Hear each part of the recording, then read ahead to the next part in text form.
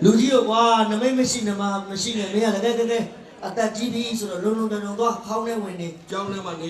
ေကျောင်းထဲမှာနေကိုလေးတော်ကြီးခင်ဗျာကိုမလေးဘေးရေငါသားအေးရှင်အမေဘောချစ်သူလားဟဲ့ဘယ်ကပြတဲ့ပွဲကသဆောင်နိုင်လို့ဟုတ်ကဲ့သဆောင်နိုင်ကိုမြန်မာလူမျိုးများသဆောင်နိုင်အမတ်တရဖြစ်စေခြင်းကဟုတ်ကဲ့အောင်ပြရှာစီစီတိဆက်တာပါဟုတ်ပါသဆောင်နိုင်ဆိုတာသဆောင်မုံလာမှာကျင်းပတဲ့ပွဲတော်တွေကထိန်သင်္ကန်းကတ်လူပွဲတို့ဟုတ်ကဲ့ဘိုးတော်ကဆိုရင်ဘိန်းနဲ့ကတောင်ထိပ်နဲ့ခပွဲလို့ဆင်ကျင်းပကြတယ်ဟုတ်ပါဗျာခစ်စနစ်တွေကပြောင်းတော့ချုပ်ခလေးတွေမသိကြတော့ဘူးသဆောင်နိုင်မှာမီးထွန်းတာတို့ဘာတခိုးကြီးကြတာတွေမသိကြတော့ဘူးသိအောင်လို့ကျွန်တော်တို့ကပြန်လဲပြီးတော့ဟောလုပ်ပြရအောင်ပြည့်ရှမ်းဟုတ်ကဲ့နော်ဒါပြန်လုပ်ပေးတာပါဟုတ်တာခစ်စနစ်တွေတအားပြောင်းနေတယ်ဘယ်လိုပြောင်းဟောတော့ကျွန်တော်တို့အခုဆိုရင်ဝိတ္တစားတာတွေလည်းပြောင်းသွားဘယ်လိုပြောင်းလို့ရန်ကုန်နဲ့စင်ကာပူနဲ့တော့မတူတော့ဘူးဘယ်လိုရန်ကုန်မှာဆိုလို့ရှိရင်မျိုးသားလေးတွေမျိုးသမီးလေးတွေမျိုးထဲသွားလို့ရှိရင်ဟာဖောင်းမရှိနဲ့မဆိုးနဲ့ကြနာဝေးသွားကြတယ်ဟုတ်တယ်ဟောစင်ကာပူရောက်တော့ဘောင်းမီတိုနဲ့စွတ်ကျဲနဲ့သွားကြတာဒါပဲတင်တော့လားဟောကျွန်တော်တို့အမျိုးသမီးတွေဒီလိုပဲဟုတ်ကဲ့မြန်မာမာလေးတွေကမြန်မာပြည်တွေတော့ဟာတတ်ခတ်ပေါ်တယ်ဒီလဲကြောင်တို့အဝိဇ္ဇာတအားပေါ်သွားတယ်ဘယ်လိုပေါ့ကောင်းစွတ်တွေစွတ်ပြီးထွက်တော့လာရင်းစည်းတယ်ဗျာခေါင်းစွတ်တာကပ်ပါအတိုလေးတွေခေါင်းစွတ်တွေစွတ်ထွက်လာတယ်အောင်းမေးနေတာခစ်တယ်တအားပြောင်းလဲသွားပြီကျွန်တော်ရန်ကုန်မှာဆိုရင်အခေါ်ပြောနေတော့ပြောင်းသွားတယ်ဘိုးတို့ကအမျိုးသမီးနှစ်ယောက်ဈေးထဲမှာတွေ့ရင်နှုတ်ဆက်တာတမျိုးဈေးကောင်မကြီးဈေးကောင်မကြီးပါဝယ်လာတယ်အေးယောက်ျားငါးစားကြတယ်ဆိုတော့ငါးဝယ်လာတာငါးကြတော့အေးဘုရားစားတယ်ဆိုလို့ရှားရတာပြန်အောင်မယ်နော်ဟုတ်လားဒါဟိုတို့ကအခုအမျိုးသမီးနှစ်ယောက်တွေ့ရင်တမျိုးဘယ်လိုနှုတ်ဆက်ဈေးကောင်မကြီးဈေးကောင်မ7 နာရီကနန်းပါကြတယ်အမလီ38လမ်းဘိုးတော်၄ထိပ်စီပြောတာပဲအဲ့ဒါဆိုညီခုနှစ်နဲ့ကလိုက်ပါလားအဲ့လေးခုံပေါ့ညီအားသေးလားမအားပြီးအောင်တော့ငါတို့အားရတဲ့ဝကိုလမ်းနေတာပါပဲတော့အောင်နမိုနီယာပွင့်အောင်ဖွက်နေသေးတယ်ပြောင်းခစ်ပြီးပြောင်းသွားဒီစနေနေပေါင်းနေဆိုတော့လူရှင်တော်ဒါကျွန်တော်တို့ရဲ့အထဲထဲမှာဆိုတာအကြီးဆုံးဟုတ်တယ်ကြီးတယ်ဝါကဘာလည်းကြီးတယ်ရှေ့ပြီးနောက်ပြီးကလေးထိုင်ကြီးပေါ့ဟုတ်ပါဘူးအဲ့ဒီပြောင်းလဲနေတာအဲ့လိုပုံကိုကြီးကနေပြီးတော့မျိုးရိုးလိုက်ပြီးတော့သူ့သားလေးဟိုမှာချက်စုအမွေပေးတာအမွေပေးတာအမွေတွေလက်စင်ကထိမ့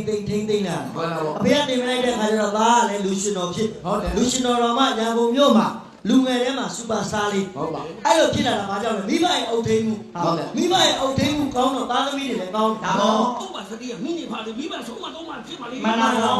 အသက်ဦးစရာကြီးလိုက်ပါဘူးဥပ္ပါလေးမှာသမီးလေးတယောက်ရှိအသက်8နှစ်အခုတည်းလင်းမယူသေးဘူးမိဘကိုတည်တတ်ဟုတ်တယ်မမရိုင်းတယ်နော်ဘာလဲဘယ်ထွက်တော့အဖေဆိုကြော့ပြီးတော့မင်းအဲ့ဒါမရိုင်းတာမမရိုင်းလို့ဘာမရိုင်းမှာလဲငါသမီး8နှစ်တည်းဘယ်လိုတင်လို့ရအဲ့ဒီကျွန်တော်ကလည်းယူတယ်လို့ပြောလို့လားမယူဘူးပြောတာလေမယူသေးဘူးလို့ပြောတာလေအဲ့ဒီ8နှစ်ကနေယူလို့ရမလားဟဲ့ကောင်မင်းစဉ်းစားဘူးကျွန်တော်ယူတယ်ပြောလို့လားမယူလို့ပြောတာလေထိတော့မင်းပြဿနာမရှာနဲ့အကောင်းပြောတာဟုတ်ရဲ့ပေးတော့မင်းကျွန်တော်ယူတယ်လို့ပြောတာသူသမီး8နှစ်နဲ့လင်းယူတယ်ပြောတာမယူဘူးလို့ပြောတာလေ8နှစ်ကနေယူလို့ရကျွန်တော်လည်းယူတယ်လို့ပြောတော့မယူလို့ပြောတယ်မင်းလည်းဘောပါရှင်းတဲ့သမီးကလင်းမယူသေးဘူးဆိုတော့ရင်သမီးတော့9နှစ်နဲ့ယူသွားလို့6ပြခွဲတယ်ဟုတ်တယ်လေမင်းစဉ်းစားလို့သူယူတယ်လို့မပြောအဲ့လိုအတိုင်းမကြည့်တယ်ဗျဟုတ်ဘာဖြစ်လဲအဲ့လိုကြီးပြမလို့ပါဦးခင်ဗျာဟိုတော့သူသမီးရှင်းနေကွာရှင်းနေတဲ့လင်းမယူလို့ပြောတာရန်လို့ကဲပါ तू ကတော့ငိုးနေတယ်ငါငိုးမှာ तू ကငိုးနေတယ်ကဲပါကျွန်တော်ရှင်းပြမယ်ဒါကျွန်တော်သားဖနော်အမေအမေလည်းကလေးတွေပြောတာပဲစိတ်ဆိုးကြတာမင်းစဉ်းစားလေမင်းကမှပြောတာလေအဲ့ဒီပါပြောဒီရှင်းနေတဲ့လင်းမယူဘူးတဲ့ကရှင်းနေကဘယ်လိုယူလို့ရမလဲကောင်းလေးဘက်ကသဘောမတူလို့လားအဲ့ဒါဟုတ်လေဘာပြောတာလဲလို့ရှင်းတဲ့ကနေမယူဘူးတဲ့မင်းနမငါသမီးမင်းနမရှင်းတဲ့ဘယ်လိုယူလို့ရမလဲဟုတ်တော့အရင်ယောက်ျားရပြီးသားလားမင်းမပါရခံအောင်မနော်အကောင်းပြောမသိတော့ဒီထဲမှာလူကလူကြီးကိုစောစောကမေးဘာဖြစ်လဲဘာဖြစ်မလဲမင်းဒိန်းတော်လေးဒိန်းတော်သိတယ်ဘာဖြစ်မရိုင်းတာထွက်ထွက်တယ်ဘာဖြစ်လဲလို့ဒိန်းတော်သိတယ်ဘာဖြစ်လဲဒိန်းတော်သိတယ်အားပရဘာဖြစ်လဲပြောလို့မိဘရုံလို့ကြည့်တော့ပါသေးရဲ့နော်ပြောကျွန်တော်ရှင်းပေးမယ်ဒိန်းတော်ကိုသိတယ်ဘာဖြစ်တယ်လဲပြောဘာဖြစ်တယ်လဲဒိန်းတော်ဘာဖြစ်တယ်လဲပြောအေးပါငါပြောပါမယ်ကျွန်တော်စိတ်ဆက်တယ်နော်အကျွေးလာမဆက်တာဟုတ်တယ်ငါသမီးတဲ့ငါသမီးရှင်းတဲ့သမီးလင်းမြူသေးဘူးလေအတူကဒိန်းတော်ဒီကဘာပြောလဲငါသမီးရှင်းတဲ့လင်းမြူသေးဘူးတဲ့အဲ့ဒါကိုသိတယ်ဘသူကပြောတယ်လေဒိန်းတော်သိတယ်ဒိန်းတော်ကိုသိတယ်တာရီတော့ထပ်တာမပြောနဲ့ဘာပြောတယ်လဲဒိန်းတော်ဘာပြောတယ်လဲငါသမီးရှင်းတဲ့လင်းမြူသေးဩဘသူက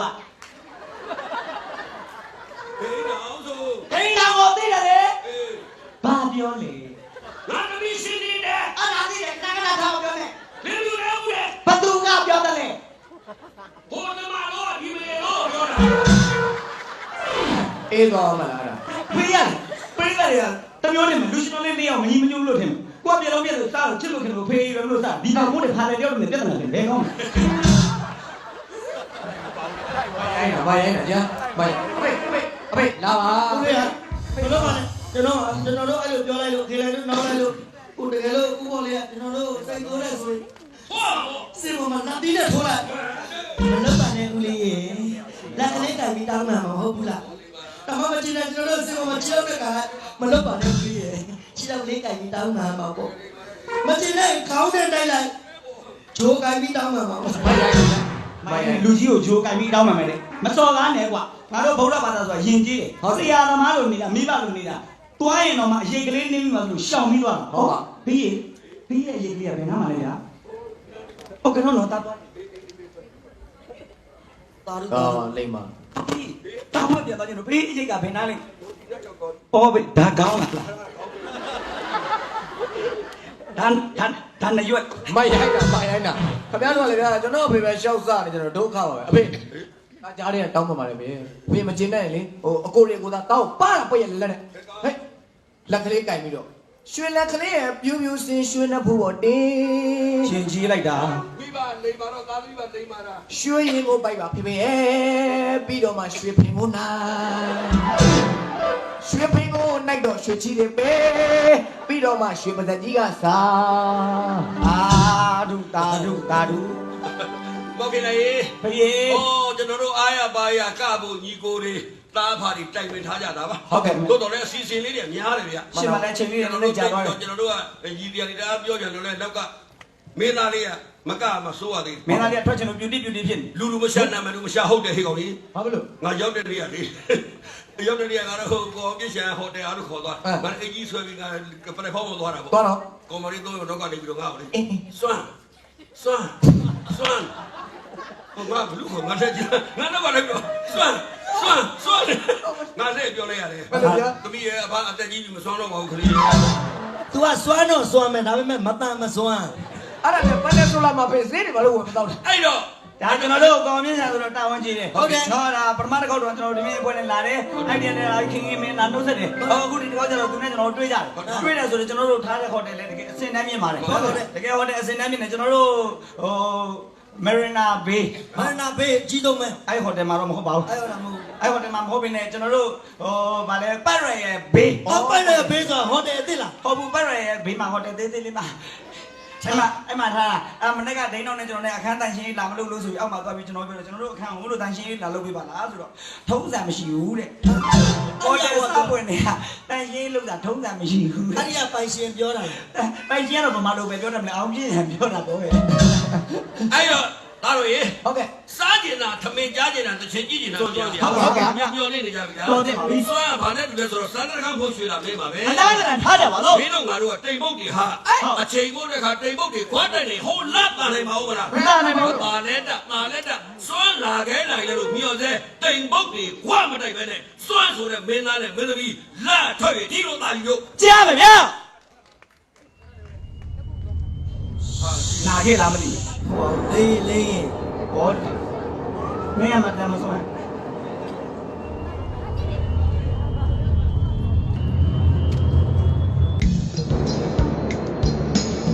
အော်အမေအိုင်လေးနကအဲ့ဒီလိုဆွဲဖြုတ်ရတာ哦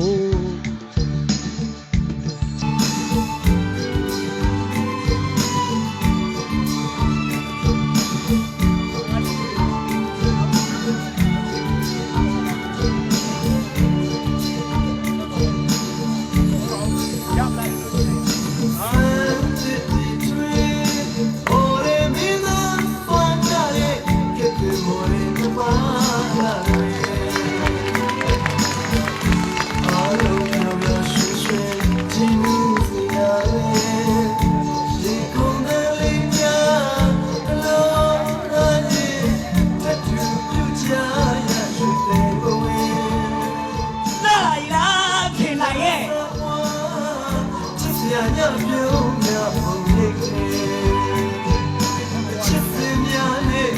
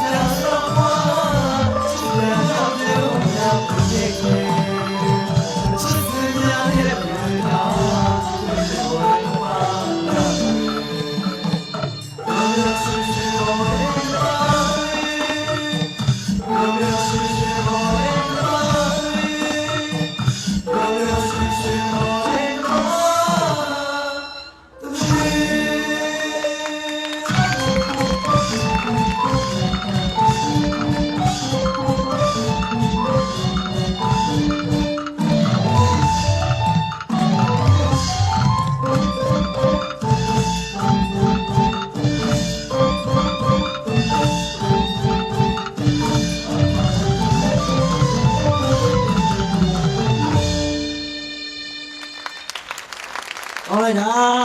哎呀，我那那小妹吧，明天没得干，那雷片多嘛走路。 ကဲဒါတို့မင်းသားလေးကလည်းကြိုးစားပန်းသားကလေကျွန်တော်တို့ပံ့ပိုးကူညီတဲ့လူတွေကိုလည်း main sponsor တွေကိုလည်း main sponsor တွေကတော့ MAI Airline ဟုတ်ကဲ့ MAI Airline Hotel Grand C ဟုတ်ကဲ့ Grand C ပြီးတော့ Polymoon Chan TRAHM ကြီး ဟောဟုတ် နောက်ကကျတော့ဇေယျသမင်းစာ ဟုတ်ကဲ့ ဇေယျသမင်းဆိုင်နဲ့တကယ်ကျွေးမွေးတာလူတွေသိမရှိ ဟာကောင်းပါလေ သမင်းစားလာဆိုတော့နောက်ကနေပြီးတော့ပန်းကတော့မဖွင့်ပေးဘူးမြန်မာလူမျိုးတွေထုံးတယ်ဗျ ဟုတ်ကဲ့ ရက်တောင်လေးတွေခတ်ပြီးတော့ဇေယျသမင်းဆိုင်ရန်ကုန်လာတဲ့အဲ့ဒီဖေးဖေးစားနဲ့မသိရင်ကျွန်တော်တို့တွေကပဲလူစားနေတယ်လို့ ခင်ဗျားပဲရင်တော့ထမင်းမကန်သွားခဲ့တာ အမဥပေါ်လေးကအသက်ကြီးတော့မစားနိုင်ဘူး ဘယ်လောက်သားလဲ ခုနဘကန် ဟင်း အပြီးတော့ဇေယျသမင်းဆိုင်ရဲ့ cherry မေး ဟုတ်ကဲ့ cherry မေးပြီးတော့လူငယ်တွေစုစိတ်ထားတဲ့တရှယ်ရာ group တက်ရှယ်လား တရှယ်ရာ တက်ရှာတယ်ပေါ့နော် ကဲ တရှယ်ရာ တက်ရှယ်ဟုတ် ပြီလား ပြီးပါပြီ ဟောကျေးဇူးတင်တိုက်သောပုဂ္ဂိုလ်များကိုကျေးဇူးတင်တာပါ ဟုတ်ကဲ့ပြီးတော့အင်ချမ်းမြေရောင်းဝယ်လို့နေနဲ့နော်ငားလို့လျင်မတ်မေသူရဲ့ group နဲ့ဆက်သွယ်နိုင်ပါတယ်တဲ့နော် တောင်တကုံကခြံကိုကျွန်တော်စစ်ကူမှာရောက်မှာပဲ မင်းကဟောပေါင်ထားပြလိုက်ရင်ဘယ်လိုယူရမှာလဲ ခန့် ဟောစာလေးတွေလာ စာပါသေးတယ် ဟောလိုက်ပါ ဘာသာလို့ရှင်တော့ဥပ္ပေါ်လေးရှင်း ဟောရှင်းမပါဘူးဝက်လို့ပြောပါကွယ် ကောင်းပါလေရေးတာသူစုချမှာဖေးလဲ ဟောကျွန်တော်အရင်တည်းရောက်လာလေကျွန်တော်အဲ့လိုနဲ့သူနဲ့တွေ့တယ်ကျွန်တော်လိန်နေဘောဆင်း ဟုတ် နေ ပြီ တော့ တော့ မင်းကလေကိုဖေကိုပြန်စောင်းမြက်ကတက်လိုက်ပါမင်းကလေကိုဖေကိုမစော်ကားတဲ့ခွေးသား ရှင်း အားဖာရင်ကိုစိတ်မရှိတာပါ ဘာသာလို့ရှင်တော့ဥပ္ပေါ်လေးရှင်း ကျွန်တော်လေးပြီးခဲ့တဲ့ဘက်ကကျွန်တော်အားဖာရင်စိတ်မရှိဘူး ဘာသာချင်းစနေပဲကြီးကြီး ဒီဟုတ်ပါတယ် ယောကဥဒ္ဓမင်္ဂလာရုံနဲ့ဘာသာလို့ရှင်တော့ဥပ္ပေါ်လေးရှင်းနဲ့ဥပ္ပေါ်လေးမျက်နှာဟာတဲ့ကျမဟာတဲ့ဘာလို့ တားရေအဲ့ဒီနေလေးခွဲလိုက်ပါတားရေ မီးကစလိုက်တဲ့မျက်နှာတလိုက်တဲ့တော့တာ အဲ့ဒါလေးကမဖြတ်တဲ့နေမှာမဖြတ်ဘူးဗလားမဖြတ်တဲ့နေမှာဖြတ်ပြဿနာ အဲ့ဒီပြဿနာမီးရထိုးတာဥပ္ပေါ်လေးမျက်နှာဟာတဲ့ကျမဟာတဲ့ တော်တော်တူနေလို့လားဗာမင်း ဆက်ပါနဲ့ဘာတားရေလည်းဖြတ်ဆမ်းပါလေ ဥပ္ပေါ်လေးမျက်နှာကိုမမြင်ကျမရင်ထဲမှာဟာတာတာကြီးဖြစ်နေလို့ပါတဲ့ တို့လည်းခံစားပါလေကွာ ပြီးခဲ့တဲ့တစ်ခေါက်ဆင်ကုန်လာတော့လည်းကျမလာပါတယ်တဲ့နေကင်းကလည်းကျမလာကြည့်သေးတယ်တဲ့ဥပ္ပေါ်လေးတယောက်တစ်ပင်အောင်မှာဖျားကြီးနေတယ်ပြောလို့တဲ့ ခါကြိုက်သွားတာ အဖျားတက်နေလို့ပြောလို့တဲ့စေးသုံးမျိုးပေးခဲ့ပါသေးတယ်တဲ့ ။အော်အေးကျမကြီးမကောင်းလို့ပါ ။ဘောင်ချစ်စုထံမှာယူပါတဲ့ ။အော်တာပါစီးတယ် ။ပထမစေးတစ်မျိုးကတဲ့ ABC ABC ဘယ်လိုလုပ်တော့ မင်းဖေကကြိုက်တယ်ဟာလား ABC ကဘယ်လိုလုပ်တော့ ။ဟော ABC ပါကွာ။ ABC နဲ့ ABC တဲ့ကွာ။စာကောင်းလို့ခါစမှာဟာ ABC လား။ဟိုလေကစာမတက်တာ ABC ပြ ABC တဲ့။ဘောကနေ AB တပါတော့ပြက်နေတာ။အာနိုင်တာ AB ရဲ့ ။အားမလည်းကွာ ။ဒုတိယစေးတစ်မျိုးကတဲ့တစ်ခါစိုက်ကားနေတယ်။ဟုတ်တယ်စီပြောင်းမောင်းပြရဖေးလဲ။စိုက်ကားရွက်နေတာ ။တာဖောက်ဆိုင်ကလေးမှာကွာ ။တာတော့စိုက်ကလေးလား။ဟိုတာတော့စိုက်ကလေးနဲ့တစ်ခါစိုက်ကားအာနိုင်တာ AB ရဲ့။တတိယစေးတစ်မျိုးကတဲ့ကိုတက်ရင်ပတ်လာတဲ့ ။သူကတည်းက ။မြတ်တယ်မောက်ကုန်လား ကိုတက်ပလက်ပါကွာတို့က ။ကိုတက်ပလက်လား။မလေးကိုတက်ပလက်အာနိုင်တာ AB ရဲ့ ။အေးပြအားတော့လို့ရ ။ဥပလေးတဲ့ဝယ်ပြောလို့ရှိရင်ဇိုင်းအောင်နောက်ဖေးကအင်တာထဲကိုလာခဲ့ပါတဲ့ ။ဟောတာမလာခဲ့ ။ဥပလေးမမီအောင်ကျွန်မအထက်အောက်ကိုနတ်ပြောက်ဝမ်းဆက်ဝတ်ထားပါမယ်။အသင့်စောင့်မျှော်နေသူပုံမွေဘွေးမ။စင်ကုန်မှာတော့မွေဘွေးရှိတော့ ။ဒီဘေးမျိုးဖေးတက်ပြတဲ့အမွေလိုချင်လို့မဟုတ်ခင်းလိုက်တာ ဘယ်လားစမ ။အာကိုခင်လိုက်တဲ့ကိုခင်လိုက်တဲ့ဟိုတနည်းကလည်းလာသေးတယ်ဆို ဟုတ် တဲ့ တယ်ခဏခဏ ။ကိုခင်လိုက်ကျမဟိုတဲ့မှုတ်မိသေးလားတဲ့ မမီသေးလားမမီသေးလား ။မမိသေးလားတဲ့ ဘယ်လိုမို့ပြရမှာအားတာမုံမီရဲ့ ကိုခင်လိုက်တဲ့ကိုခင်လိုက်နေမကောင်းဘူးပြောတာကြားတယ် ကျွန်တော်နည်းနည်းကျမ်းမာရလို့ဖြစ်ဖြစ် ကျမအရေးကိုခီးဆိုင်ပါတဲ့ ကျွန်တော်မနေ့ပလင်းလေးနဲ့လာထည့်တော့ကျမ်းမာရေကိုကြီးဆိုင်ပါသူ့အရေးကိုကြီးဆိုင်အောင်ငါဟုတ်တယ်အားတာသူ့ရေ ကျမအရေးကိုခီးဆိုင်ပါတဲ့အော်ကိုခင်လိုက်နဲ့ကျမရောရတာတော့ရှင်ပြောတယ်ဆို ကျွန်တော်အဲ့တော့ဈေးမတော့ပါဘူးဘာကျမတို့ရွာလာတော့အရှင်ပြောတယ်စ ကိုခင်လိုက်နဲ့ ကျမရွာလာတော့အရှင်ကပြောနေတယ်မသိမှမရှိလား ကိုခင်လိုက်နဲ့ကျမနဲ့ချနေတာဟို နေလား လူများတွေကဝိုင်းကြည့်ချစ်နေတာ ချစ်နေတာဟိုတဲ့အဖေတို့အမေတို့တီးသွားပြီ သူတို့ကလေပန်းလေးသိသားပြီ အမြန်လာတောင်းပါကိုခင်လိုက်မတောင်းရင်ကျမတောင်းတဲ့လူတော့လိုက်တော့မယ် သူမလေးဒီသောမနဲ့ပုံမဲက အလကားသူ့စီစားလာတာဥပေါ်လေးတဲ့ ဟိုတကစင်ကာပူလာတော့ကကျမတို့အိမ်မှာရှင်းကိုထမိန်နေဖိတ်ကျွေးတယ်လေ သမင်းနေသမင်း မင်းတို့လည်းနင်းလေကြီးထမင်းငါစား ထမိန်နေဖိတ်ကျွေးတယ်လေတဲ့ဥပ္ပိုလ်လေးရတယ်မထင်ရဘူးတဲ့ဥပ္ပိုလ်လေးမျက်နှာစပုတ်ကြီးတဲ့အစပုတ်ကြီးတဲ့အစပုတ် စားပုတ်တယ် အစားပုတ်တယ်တဲ့ဥပ္ပိုလ်လေးတဲ့ဥပ္ပိုလ်လေးကိုကျမအခုတဲ့အတုတ်တွေဝယ်လာတယ်တဲ့အတုတ်အစုံအစီပို့ပေးလိုက်မယ်တဲ့အတုတ်ဆိုင်အပေါ်ကြိုက်လားအလေးကြိုက်လားတဲ့ ဘောတော့ဘောပဲကြိုက်တာပါ အပေါ်ကြိုက်ရင်မနေ့၄နိုင်တော့အုံမိုးခွက်နဲ့လာခံပါ အမျိုးကတည်းကတော့ဘီယာလို့ပဲ ဘယ်မှာစာရေးတော့တေချာလည်းမှတ်တော့တယ်တကယ်ကြီးဩဒီမှာလေဒီဘက်မှာစာဟုတ်ကောင်ဟိုလည်းမဟုတ်ဘူးဖတ်တို့ဥပ္ပေါ်လေး အေး ငါခေါ်လို့သူစောက်ယူစာထဲမှာရေးထားတာတို့ဥပ္ပေါ်လေးငါခေါ်လို့မရစောက်အား ဘလို့တရားမှမမသိအောင် စာထဲမှာရေးထားတာတို့ဥပ္ပေါ်လေးထူထူထူထူစောက်ယူ ဘယ်လိုလဲဘောရှိသူလိုက်စွမ်းစာမီလေအကလေးနေကြပါဗျာပေးတယ်ပဲဘီယာဝါတော့ရှိဘတော့တကယ်လို့ခုတော့ဆက်ကြအောင်လို့ရေ ရေးကြည့်လား လာပြန်ပြန် ဒီကြောညာလို့ပဲကနဝင်နေ ကားဝယ်လို့ရောင်းလို့လေရန်ကုန်ကိုကားဖို့လို့လေဆက်သွယ်ရန်93265116 68443113 TIGER တိုင်းကာဩဒီကနေ့မင်းကလည်းဘောလို့ဆက်တန်းတော့မရှိဘူးတိုင်းကာကိုဆက်သွယ်ပါပုံအမည်မဖော်လို့သူမတန်းစိန် ဟာမတန်းစရာ ဘာတန်းစရာကားရောက်မလား နော်ကားဝယ်လို့ရောင်းလို့ဆိုလို့ရှိနေတဲ့အဲ့ဒါဆက်သွယ်ပါတဲ့နော်မတန်းဆိုင်ဟို ဒီ တဲ့ ကအဲ့ဒါဘယ်လောက်ရလာလဲပြော ဟမ် ဘာလို့ရလဲ အဲ့လောက်သာရငါကြည်ကြည်ပြီးဩနေမှာပေါ့ ကဲငါသားတို့ရေ နောက်တော့ကြိုးစားမ အ လို့ ချင်း ချက် ရှိ ဖို့ က ရ လုံးလာဆက်ကြအောင်ကွာသားလေးကလည်းဘေးသားနဲ့မိတ်ဆက်ရှင်နေပြီဟာဟိုမှာစွမ်းစာလေးရဲ့မိတ်ဆက်တဲ့အတန်းနာခံကြပါဆိုရဗျာ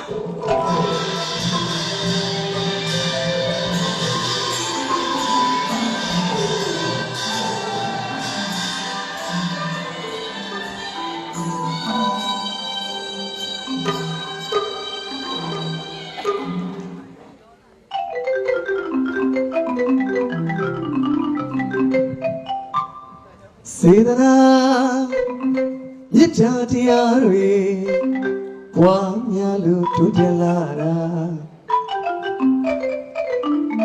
စွမ်းသာနေလေးပါစွမ်းသာနေလေးပါအဟုတ်မှန်စကားဆိုတာသစ္စာတရားတွေများဒါကြောင့်အများသိရှာလူပညာလောကလေးပဲမှာကျွန်တော်စွမ်းစားနေလို့ကျွန်တော်စွမ်းရဲ့လို့အမြတ်ဒီအောင်ကြောချလာခဲ့တာပါခမရလို့ အဝေးကလမ်းကြည့်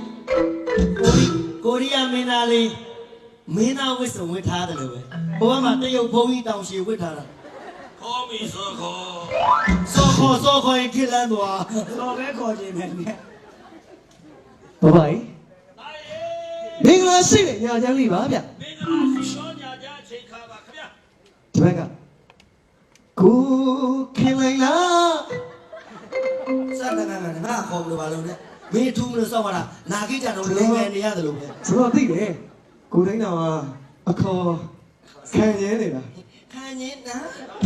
ဘာ ငယ်ချင်းငါကူညီမယ်နော်အာမနာ တကယ်ချင်းချင်းမင်းက ကိုခင်လိုက်လားခင်ဗျာ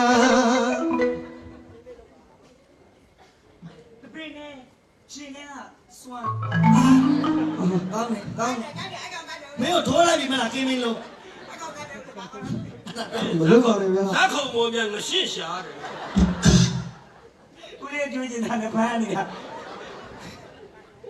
ဘာလူကြီးကိုဦးလေးကြိုးကြတယ်လေဂျားရီကကျွန်တော်မကောင်းဖြစ်အောင်ဦးလေးစားမလားဟာကဲဒီဘက်ကကိုချစ်စုလား ငင်းအိပေါက်တာကြည့်ရမယ် မရွှက်နေတာရွှက်နေတာ ရှက်လား ငါကိုမင်းကနာမည်ဘယ်လိုခေါ် ကိုချစ်စုလားခင်ဗျာ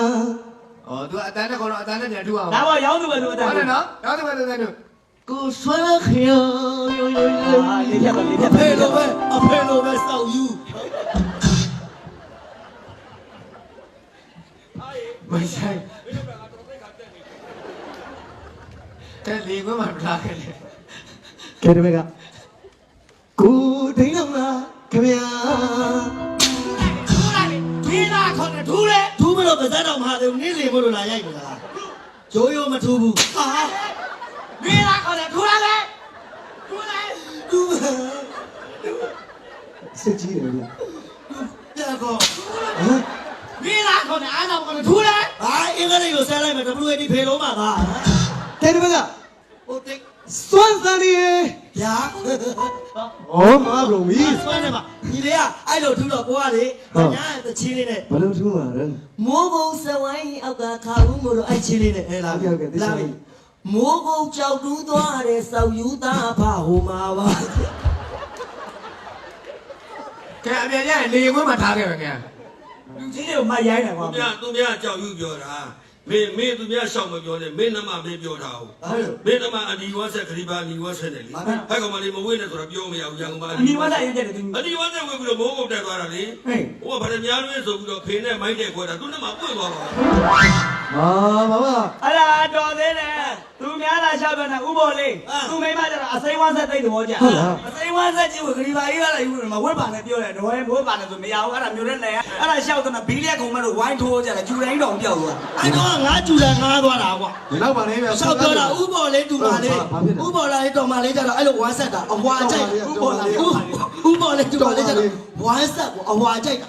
ဝိတာတော့အဝါဝမ်းဆက်ပန်းရင်ဘရောက်ပန်းပန်းတာ အဝါကြိုက်တာ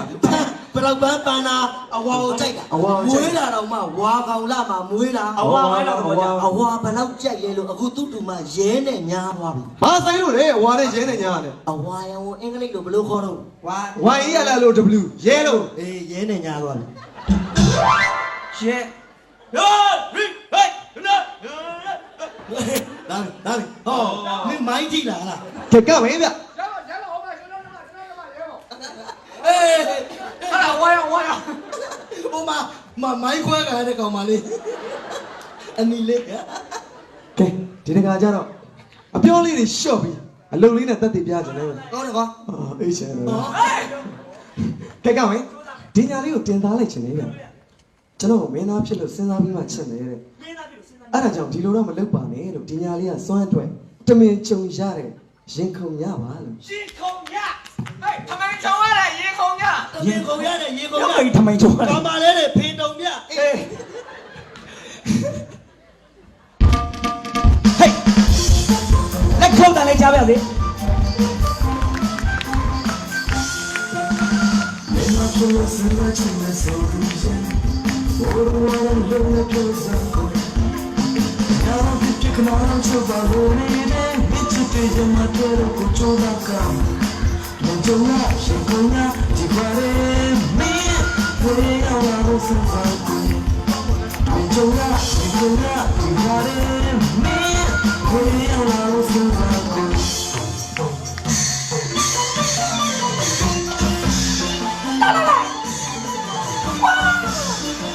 စွမ်းလာပြီဆိုလား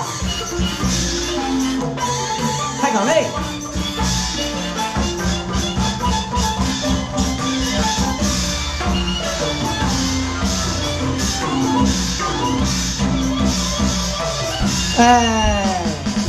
လူကြီးတွေကိုဖျောင်းနိုင်နေလာကြတော့လေ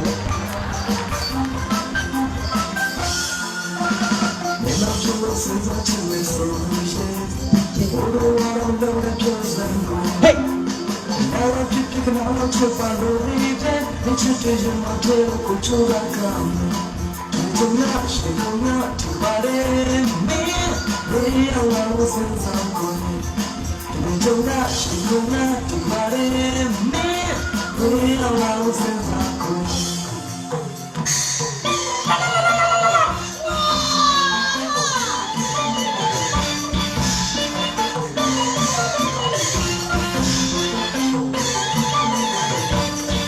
Oh, mày ăn này là phi này nhá.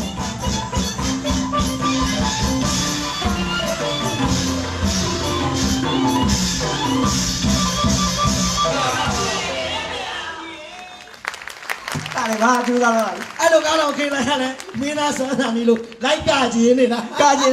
မင်းကကြင်းတယ်မလား မပြောပါနဲ့ကွာ မပြောတော့ပါဘူး ဟောပြောပါပြောလေကျွန်တော် မင်းတကယ်ကကြင်းလား ကာကျင်လား ကကြင်းငါ့ကိုဆိုပေး သူ့ဘူးသူ့ပြူသူ့ဘူးနိဩမင်းဆိုပြရမှာလေ ငါဆိုပေးမေးငါတို့ကတိုင်းရင်သားကွာ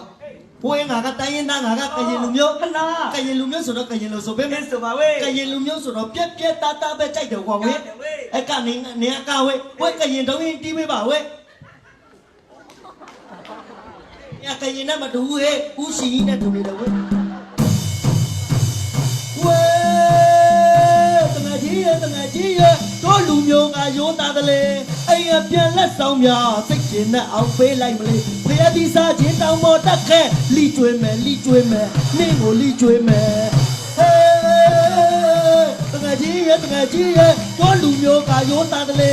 အိမ်အပြန်လက်ဆောင်များစိတ်ကျင်နဲ့အောင်ပေးလိုက်မလေးဖျက်ပြီးစားခြင်းတောင်းပေါ်တက်ခဲလိကျွေးမယ်နင့်ကိုလိကျွေးမယ်ဟေးဖျက်ပြီးစားခြင်းတောင်းပေါ်တက်ခဲလိကျွေးမယ် မင်းကအဝကျွေးမယ်ဟေးဒါပါရဲ့စငယ်ကြီးတို့လူမျိုးကရိုးသားလေအိမ်အပြန်လက်ဆောင်လေးတော့ဘယ်လိုပေးလိုက်မလဲပြောင်းဦးစားရင်တောင်းပေါ်တက်ခဲ့ဖုတ်ကျွေးမယ်မင်းကိုဖုတ်ကျွေးမယ် ဖုန်းတော့မဆောင်ဘူးဝဲငါအစိမ့်လိုက်ဝါမယ်ဝဲ ဟာကောင်ရဲ့ ဟေး နင်းပါကောင်လေ ငါကရင်ဝဲ အဲ့ငါလည်းကရင်မှာပဲကောင်ရဲ့ ဟလာဝဲ အဲ့နင်းကရင်ထီလားကရင်မလားကောင်ရဲ့ ငါကကရင်တီဝဲ အဲ့ငါကရင်မှာလေးပါဝဲ ကရင်လမလေးလား အေးနင်းကရင်ထီဆိုတော့နင်းငါတောင်ပေါ်ကင်လားတောင်အောက်ကင်လားကောင်ရဲ့ ဝဲငါတောင်ပေါ်ကရင်ဝဲ ဟဲငါတောင်ထိတ်မှာဖြူနဲ့ထွက်သွားတာနေလားကောင်ရဲ့ကောင်းပေါင်းသားဖြူနဲ့သွားတယ်လေ ဒါဆိုနေငါကောပါကရင်လားဝဲ ငါကတောင်အောက်ကရင်မှာဝဲ ဒါဆိုငါအောက်ကလှုပ်တုံးနဲ့ကနေလားဝဲရှာကင်းထဲမှာပေါက်တူးပေါက်နေတာကောင်ဝဲ ဟုတ်ပါတယ်ကောင်ရဲ့ အဲ့ဒါဆိုရင်ကရင်မလေးနေ့ကငါမြင်ချင်းချစ်တယ်ဝဲ အေးနင့်ကိုလည်းငါမြင်းချင်းနွားချင်းခွဲချင်းကြောင်ချင်း အေးနေကြိုက်တဲ့တရားတွေပြောနေနော်ဝဲအဲ့တော့နေနဲ့ငါနဲ့တယောက်နဲ့တယောက်ချစ်ဖို့အရေးတယောက်နဲ့တယောက်သိဖို့အရေးကြီးတယ် ဟုတ်တယ်နင်းငါနဲ့မေးလိုက်ရအောင်ကောင်ရဲ့ မိတ်ဆက်မမပါမဝဲအဲ့တော့ကရင်မကြီး အေးကရင်ထီလေး နင့်နာမည်ဘယ်လိုခေါ်လဲဝဲ ငါနာမည်တူတူလေးပဲနေမှတ်ထားလို့ကောင်းပါတယ်ကောင်ရဲ့အေး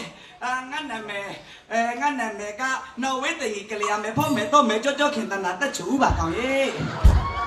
နင့်နာမည်ရှင်လိုက်လားဝဲ အဲ့ဒါတော့တူထားတာပါကောင်ရဲ့အဲ့နင်းနာမည်လေးလည်းပြောပါအောင်ကောင် ငါ ရဲ့ နာမည်နင့်လိုနာမည်ကိုအရှင်ကြီးမတော့ဘယ်သူကမမိမလဲငါလိုတိုတိုမဲ့ငါနာမည်ကဦးငွေစင်ကျဲဖြူမောင်ပါလာတန်းတင်အောင်ညွန့်ရွှေကြီးလို့ခေါ်တယ်ဝဲ အဲ့တော့ရှိတော့ခေါင်းပေးမှရင်းစမ်းမလားကောင်ရဲ့ ရတယ်ဝဲငါခေါင်းရှင်ကြီးလို့မှာဝဲ တဲ့ကောင်ရဲ့နင်းနာမည်လေးငါမမီတော့ခေါ်ကြည့်လိုက်အောင်မယ်ဦးငွေစင်ကျဲပြူမောင်ပါလာတန်းတင်အောင်ညွန့်ရွှေကြီးဟောရလားကောင်ရဲ့ အဲ့ဒါနေငါနာမည်မမိတာနင့်နာမည်လည်းငါမမိတာပေါ့နော်ဝဲတကြီးကလေးရမယ်ပေါ့မယ်ကြောက်မယ်တော့ခေတနာတချိုးရေ အဲ့ဒါဆိုရင်နင်းနဲ့ငါနဲ့အခုသမီးစားဖြစ်တော့ပြီဆိုတော့တစ်ချိန်ကျရင်ငါ့ကိုတောင်းရလက်ထပ်ယူမလားဦးငွေစင်ကျဲပြူမောင်ပါလာတန်းတင်အောင်ညွန့်ရွှေကြီးရဲ့ တို့ကရင်တွေကချစ်တဲ့နေရာမှာမိသားဖသားပြတောင်းရတတ်ပါတယ်နော်ဝဲတင်ကြီးကလေးရမယ်ပေါ့မယ်ကြောက်မယ်တော့ခေတနာတချိုးဦးရေ အဲ့ဒါဆိုနေငါ့ကိုတောင်းရလက်ထပ်ယူမယ်ဆိုတော့ဘဲဟိုတယ်မှာမင်္ဂလာဆောင်မလဲဦးငွေစင်ကျဲပြူမောင်ပါလာတန်းတင်အောင်ညွန့်ရွှေကြီးရဲ့ ဟိုတယ်တော့မတက်နိုင်ဘူးဝဲစင်ကာပူရောက်နေတဲ့မြန်မာတွေလိုပဲဘုံကြီးကျောင်းမှာပဲမင်္ဂလာဆောင်မှာပေါ့နော်ဝဲတင်ကြီးကလေးရညာမယ်ပေါ့မယ်ပေါ့မယ်တော့ခေတနာတချိုးဦးရေ ဘုံရင်เจ้าမှာဆိုလဲမင်္ဂလာရှိပါတယ်ကောင်ရဲ့ဒါပေမဲ့ငါအလူမှာတော့ဝက်သားနှမ်းချင်းကျွေးပါဝက်သားကိုလက်သီးစုံလုံးနဲ့ထမင်းနဲ့အာရပါရကျွေးပါဥငွေစင်ကျေပြူမောင်မလာတန်းတင်အောင်ရွှေကြီးရဲ့ ဝတ်သားနဲ့တမင်းနဲ့ကျွေးမဲ့စားဓာတ်ပေါက်ကလေးမှကျွေးရင်မကောင်းဘူးလားနော်ဝဲတင်ကြီးကလေးရညာမယ်ပေါ့မယ်တော့မယ်ကြောခေတနာတချိုးရေ ကံပေါက်ဆိုတော့တွေးတိုးတဲ့လူတွေပါဒီနဲ့ဒုက္ခရောက်မယ်အဲ့တော့တွေးကြသွားအောင်လို့အချင်းလေးပြတဲ့တမယာကြီးလေးတစ်ခွက်လောက်လဲထည့်တိုင်းရင်မကောင်းဘူးလားဥငွေစင်ကျေပြူမောင်မလာတန်းတင်အောင်ရွှေကြီးရဲ့ အဲ့ဒီတမယာရေထက်တိုက်တော့ရေလို့ဟိုရေကမ်းမုတ်ကဘလို့ကျွေးမလဲနော်ဝဲတင်ကြီးကလေးရညာမယ်ပေါ့မယ်ကြောမယ်တော့ခေတနာတချိုးရေ အပြန်ကြရင်မင်္ဂလာလောင်လာတဲ့လူတွေဘာဖို့အတွက် ဘာလို့ရအောင်ဂျိုင်လေးနဲ့ ပြလိုက်ရင်မကောင်းဘူးလားဥငွေစင်တင်မမလာတန်းတင်အောင်ရောချစ်တယ်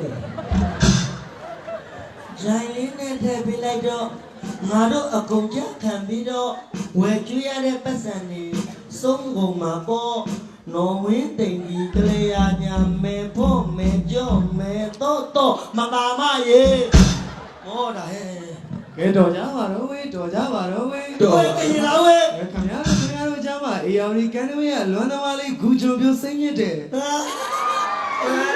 သူကြုံပြောတဲ့ သူကြိုမျိုးတဲ့ဟိုကမေးချောက်ပုံကြီးရမလို့နေ မင်းသားကျန်ကျွန်တော်ဘူးစင်သွားဖြူရတယ်နော်ခင်ဗျာ ကဲကောင်းပြီလားဒီတခါကျတော့ကျွန်တော်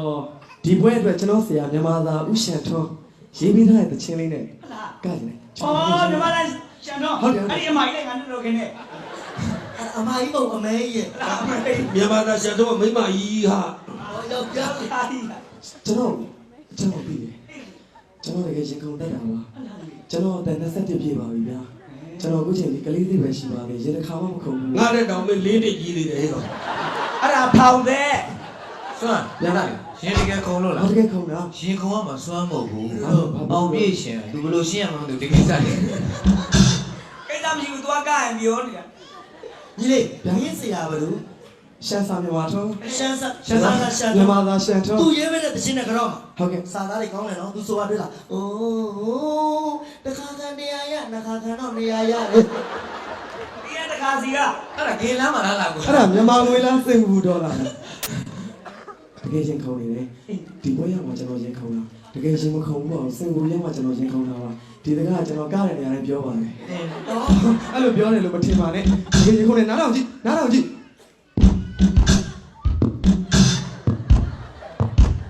ဟေးမင်းအစ်စ်ပြပြီ ဘာဖြစ်လို့ ခလေးတိုးတယ် ဟာရင်ခုန်တာပါ ဒီကိုဝင်ရှိနေတာ အေးဘာမှမဘူးနဲ့ ဘာဖြစ်လို့ ငါကြည့်တော့တိမ်ဆောင်းတော့လည်းအဲ့လိုပဲ မင်းသားရှိမလားကွာပြီမထီမရှိတော့ ကျွန်တော်ရင်ခုန်လို့ကိုခင်လိုက်ရင်ခုန်လိုက်ရပ်ပြီးသိပြီဗျာ ငါလည်းမင်းတိမ်ဝမ်းတိုင်မှလည်းဘာမှမတတ်နိုင် ကဲကြားလာလို့ပြောလိုက်ချင်တယ် ကြာလား ကြောက် ဟဲ့ ကြာ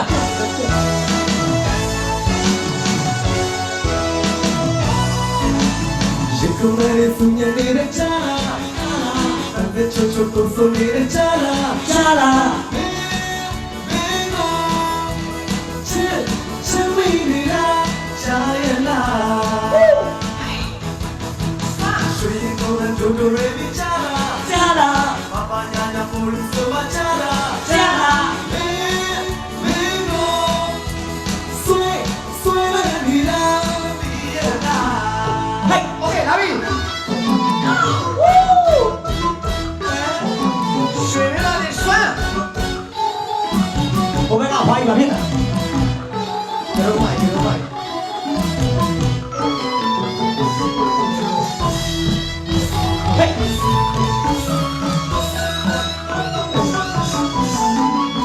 ကျိုးလာလိုက်လက်ထုတ်လိုက်လေโอเค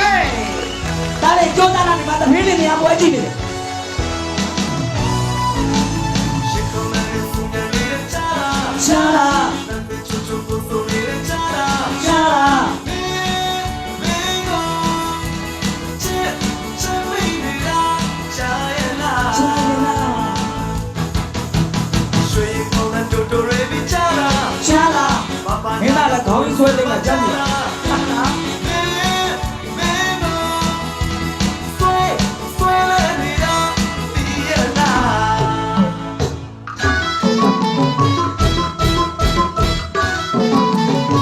နာစရာလေးကွာ ခလေးလေးကိုရေကူးပြေနေတယ်လို့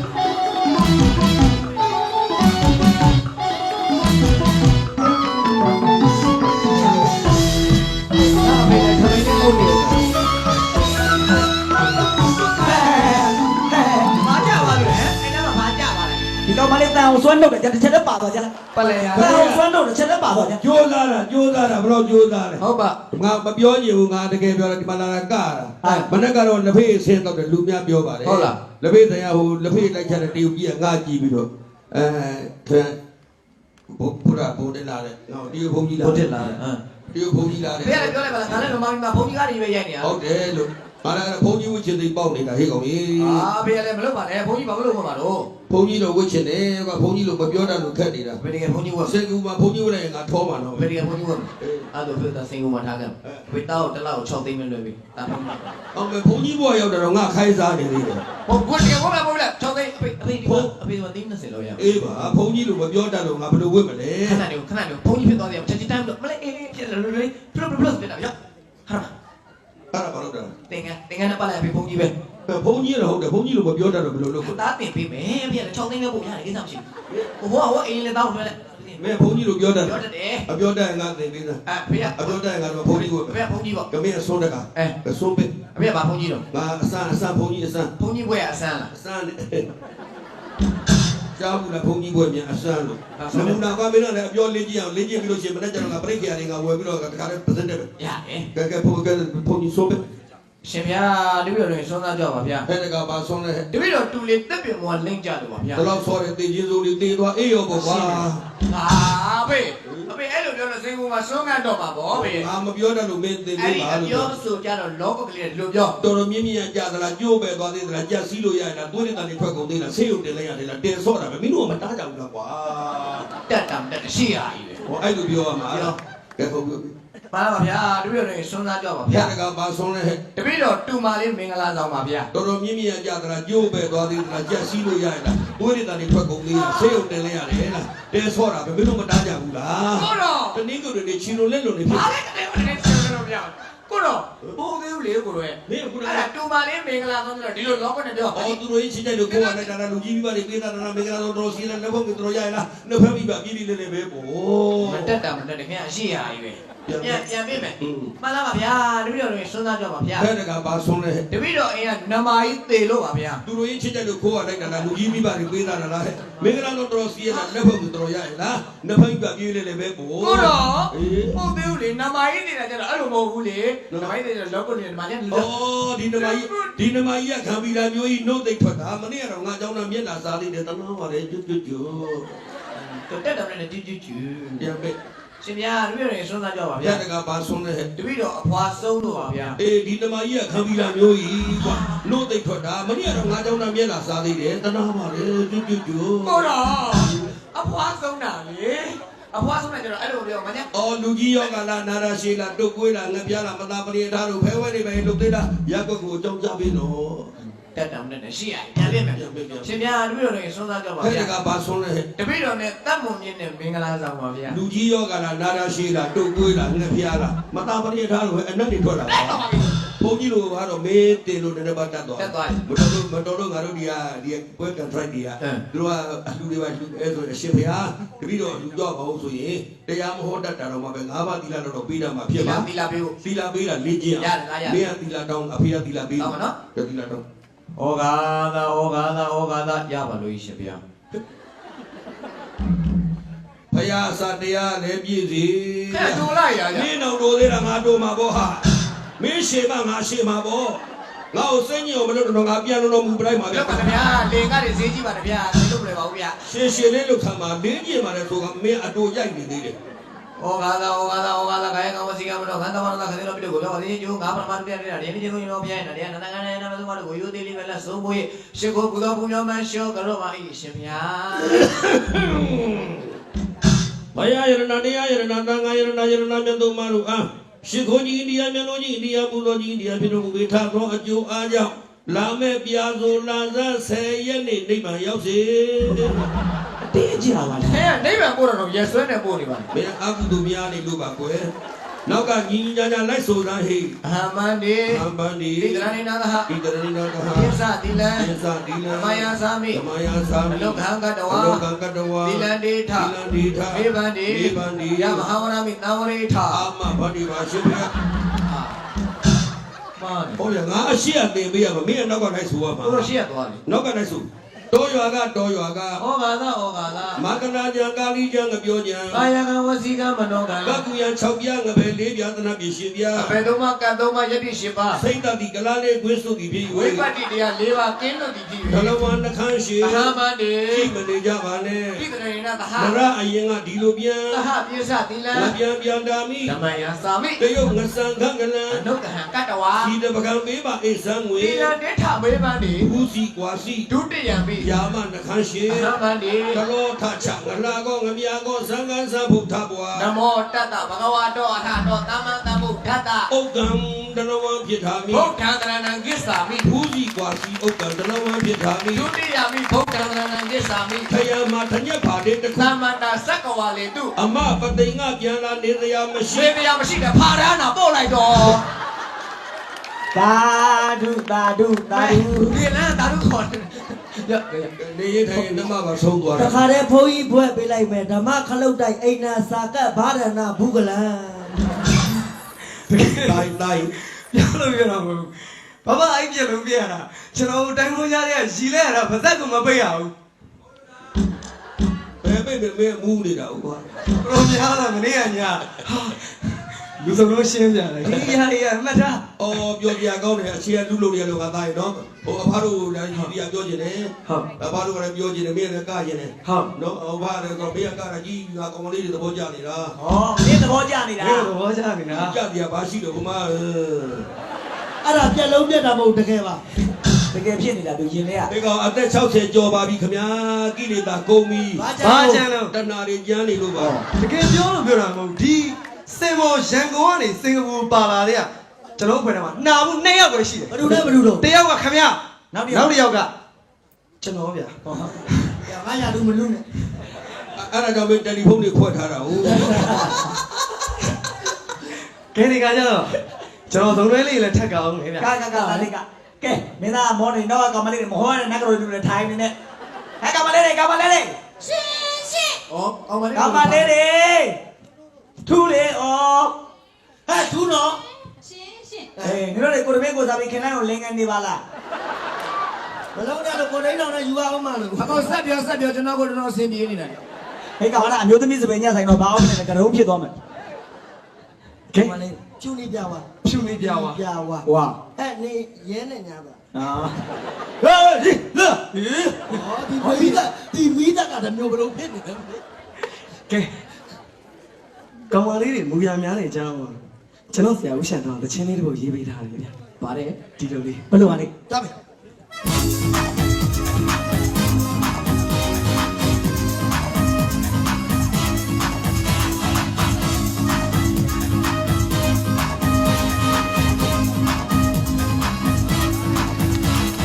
မူရမျက်လုံးလေးလာမူရမများနေမူရနှကားလေးလာမူရမများနေမူရရှက်တယ်မူရမများနေလူကမတူများနေကိုယ်လေးတကယ်မမေ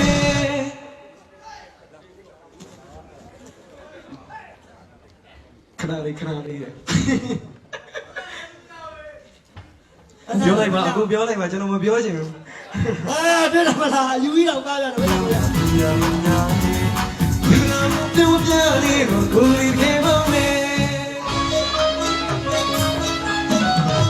စွမ်းစွမ်း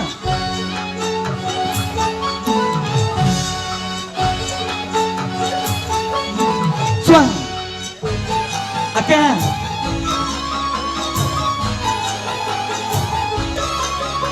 အလံ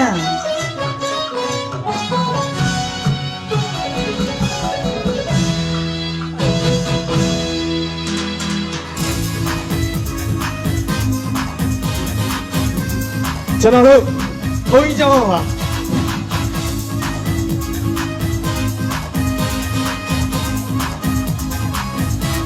ဝိုင်းမယ်တော်လေးလိုပဲ ဘူရမျက်လုံးလေးလာဘူရမများနေဘူရနှခမ်းလေးလာဘူရမများနေ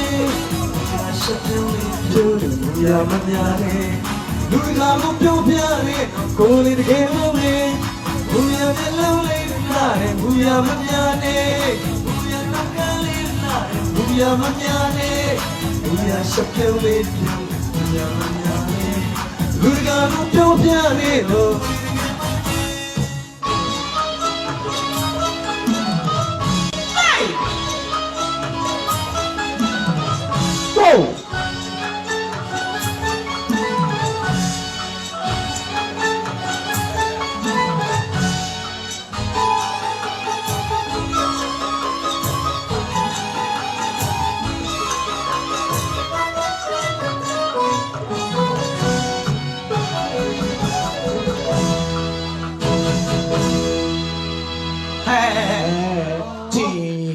အဲ့မှာထက်ချကြည့်လာတယ်အဲ့တော့ထက်ချကြည့်ထက်ချကြည့်ထက်ချကြည့် ဟေးက ထက်ချ ဘေးကောမြောက်ဘာလို့တော့မြုပ်ပေးနေလဲကွာ ဟိုမကြပါစို့ထက်ချခိုင်းကိုကလေးမှာထက်ချ ဘာမမြောက်ပဲနဲ့ကောင်းလေးကတကယ်လောက်တာ တော်ပြီလေ ဟဲ့ ဟဲ့မင်းတို့ကငါသဘောထားကြီးတယ်ဆိုပြီးတော့မင်းတို့အဲ့လိုပြောလာပြမလားဟဲ့ ဩသူ့သမီး သမီးရဲ့ဖေးကိုဖေးကို မင်းခေါ်နေခေါ်တော့လို့မရဘူးပွဲတော့ရဒါလေးပဲကျန်တော့တာ သူဘယ်နဲ့ပါလို့ မလွယ်ဘတ်တော့ ဟာတားရပါလေကျွန်တော်ဒီစားလေးစွမ်းကျွန်တော်ငငယ်အတိုင်းပဲ ဟုတ်တယ်မင်းကသူ့ငယ်ရုံမပါဘူးစွမ်းရဲ့ငယ်ရုံမမင်းကစွမ်းရဲ့ငယ်ပါရဲ့ တိုးတိုးလေးမင်းမိတ်စွမ်း ဘယ်လိုသိလဲ တိတာပါမင်းရေတူတူချူဝေးလို့ဆို တကယ်အဲ့ဒီလည်းတောင်းရမ်းချက်တာ ချစ်တာဟော ဟုတ်တတအခုချိန်ကြီးအပူသေးဘူး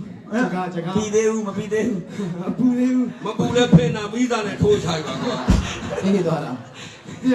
ဟိုတတဟိုဂျကာဟိုအကျော်တဲ့ဦးပြန်နေအဲ့ဒါဦးခင်လိုက်တတကိုဖင်ပေးပါလား တင်မဲပါလားဘာလို့ဖင်ပေးရမှာ တတအပူလေ မင်းဒီလောက်များလားဒါနဲ့လည်းရန်ရှာသေးတယ်နော် အဲ့ဒါဘောကစားရတဲ့ခလေးမြတ်တင်ငတ် ကျွန်တော်ပြန်လာရှိအာတတငယ်တော့ဦးခင်တောင်းချစ်ပါတယ် ချစ်တာဘောသားပြော ကျွန်တော်ငယ်တော့အခုလိုပိတ်မိန်လေးမဟုတ်ဘူးဘာမှတွတ်လေး ဟုတ်တယ်ဟောချစ်စရာလေး ဆိုလေးချစ်စရာလေးဆိုပါလေးဖြစ်တာလေပချိုင်လေးနှစ်ဖက်ကွက်နဲ့သူရောပါလေးတော့နန်းသေးရလေ လေတော့ချစ်တာဟုတ်လား ဟိုသားအလေခါသားတော့ကပေါ့နော် အခါလေသားတော့ကအဲ့ဒါလေကိုခါထားတာ အဲ့ဒီတော့ထိမ့်မိတာတော့ အခါလေသားတော့ ရေချိုးတော့နေမနေတာဆိုတော့ရေချိုးကန်းလည်းမရှိဘူးရေပန်းလည်းမရှိဘူးခွက်လေးနဲ့ခတ်ချိုးတာပေါ့ဒါလည်းကလေးဆိုတော့ ချစ်စရာ ဘောင်းကြီးချွတ်ပြီးချိုးတာသုံးနေတာတော့ချွတ်လိုက်ချိုးတော့ဥက္ကလည်းရောက်လာပြီ အေးလေ တတအောင်စက်ပြလုံးတိုက်ပြီးသေး အေးလေကြီးနေလိုက်တော့မယ် ရေကခေါင်းလုံးလုံးတော့တတရဲ့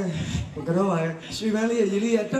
နဲ့ကြာချစ်လို့ဆိုပြီးပစက်လေးနဲ့ပြပြလို့တော့လုံသေးရလေငယ် စပ်တကလေးလိုပဲ မလိုက်ဘောင်းလည်းလုံးပဲ လာလေးတာလာ ဥက္ကလား ဟုတ်တယ်အဲ့ကောင်လေးကငါးတက်ပေါ်တင်ကြီးလာတာနောက်မှမကန်ရဲတော့လို့နာ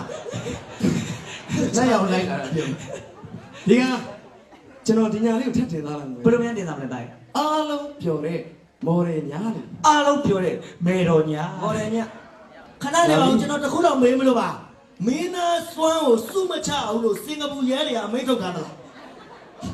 လာပြီအပြောမခံဘူးလာပြီ ချိတ် လာပြီ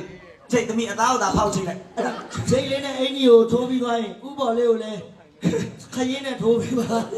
တော့တချင်းလေးတွေဘုတ်တော်ပြောချင်သေးတယ် ဟဲ့လားလာပြီ လာပြီ ကောင်းပါလေးတွေက ကောင်မလေးတွေက ဒီမှာအတန်လေးဆွဲတဲ့အောင်လေးတွေကဘာလာမဲနာဘူးလေး မင်းလိုပဲလေ တကယ် ကဲရှာတာမင်းတို့ရှာသမျှကိုကောင်းစားဖို့ရယ်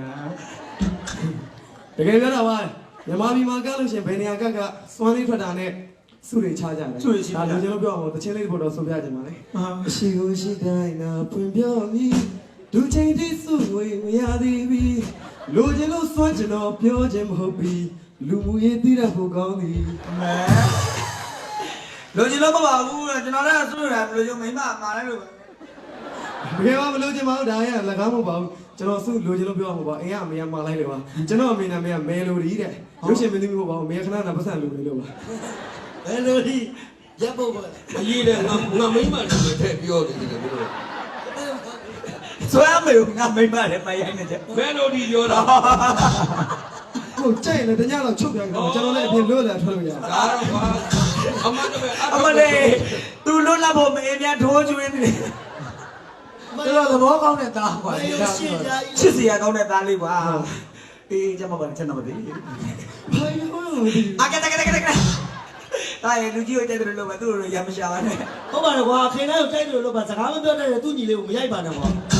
အဲ့ဒါသူနဲ့ရွှေမျိုးတော်တယ်ကွာ ကဲအားလုံးပြောတဲ့မော် မော် ဒ ဒ ယ် ယ်ညဟိတ်ဟိတ်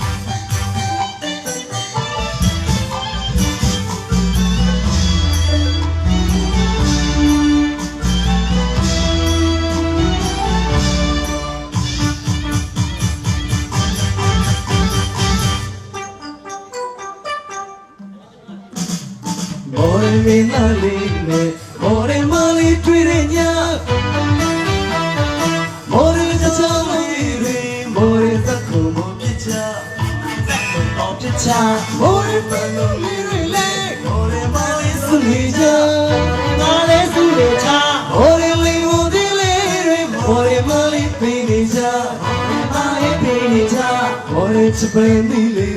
မော်ရီမင်းနာစားနေကြin my side, all of your yeah. Hey, Larry. ခစ်တစ်တီးတယ်မော်ဒယ်နှစ်ပါးတည်းပဲသွားစာရီတို့ကတယ်မော်ဒယ်နှစ်ပါးတည်းပဲခင်ဗျာ ဟုတ်ပါလာလိုက်လားသားလေး သတ်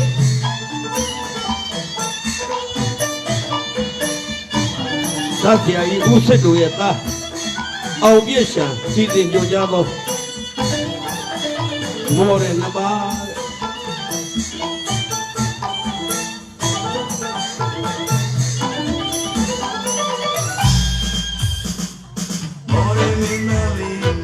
More mali tuire nya, more mali tuire nya, more chachawa ire, more zakku mo picha, more zakku mo picha, more payo lire le, more mali soneja, more mali soneja, more lai mo de le, more mali pinija, more mali pinija, more chapandi lire, more minna sanija, more minna sanija. Hey!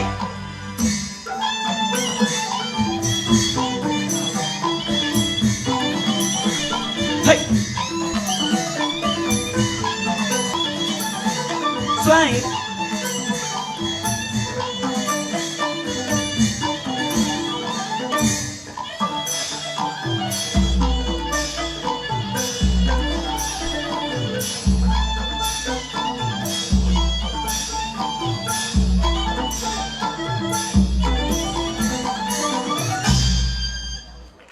Hey,